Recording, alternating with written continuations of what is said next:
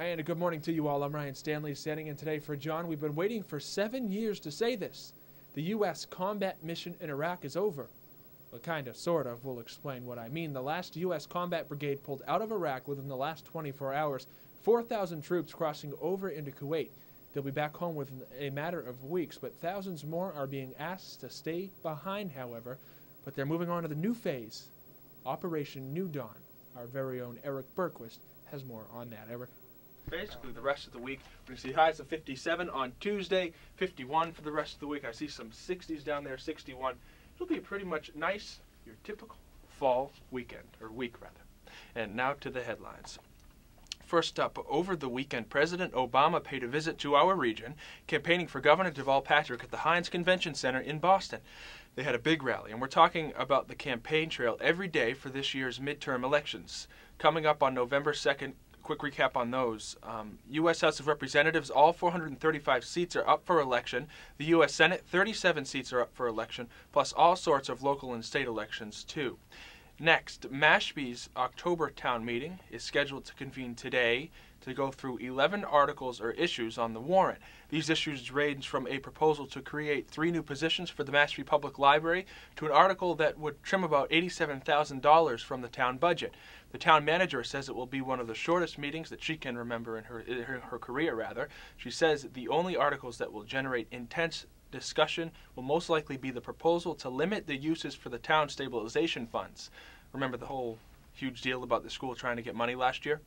And the articles generating 2 part-time circulation assistants and a full-time reference librarian at the public library. That's the big local story of the day. And we're going to send it over. We have a special guest in the studio this morning, Rorschach. Rorschach is there giving you the Believe in You information of the day. Good morning, Rorschach.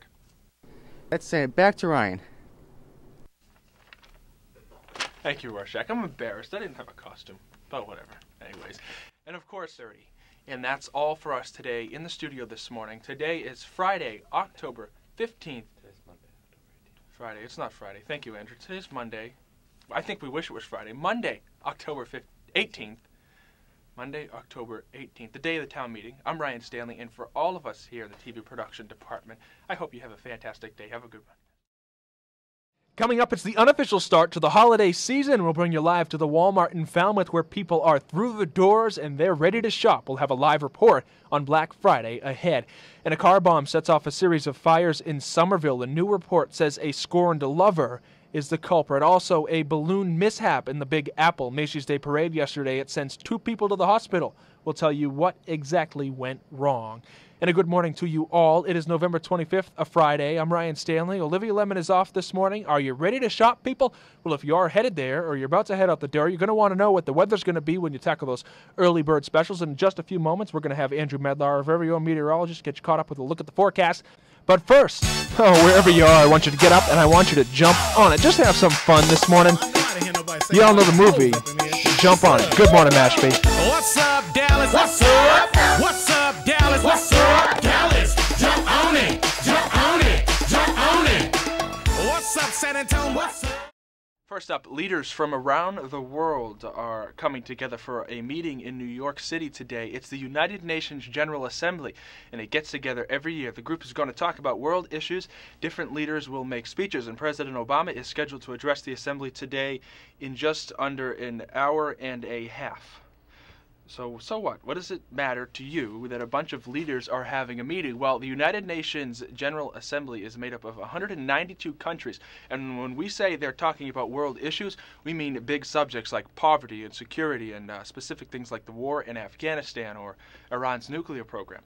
They can't create new laws, but the decisions that they make and the policies that they come up with can have a big influence on what goes on in the world and in our lives.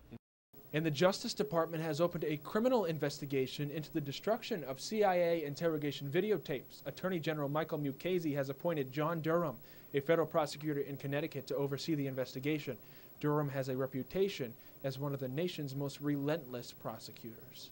And the San Francisco Zoo reopens today, 9 days after an escaped tiger killed a teenage visitor and critically injured 2 other people. 22's Eric Bergquist is live this morning with the latest on that. Eric, good morning. 22's Eric Bergquist live for us this morning. Thank you, Eric. And bitterly cold temperatures are gripping the eastern part of the country from New England to Florida. There are even reports of snow flurries in parts of Florida. Citrus growers down there sprayed their crops with water so the ice would help protect them during the night. Meantime, people in parts of Maine are still digging out from this week's big storm. You're up to date on the national scene 21 minutes past the hour. John, Megan, back to you guys.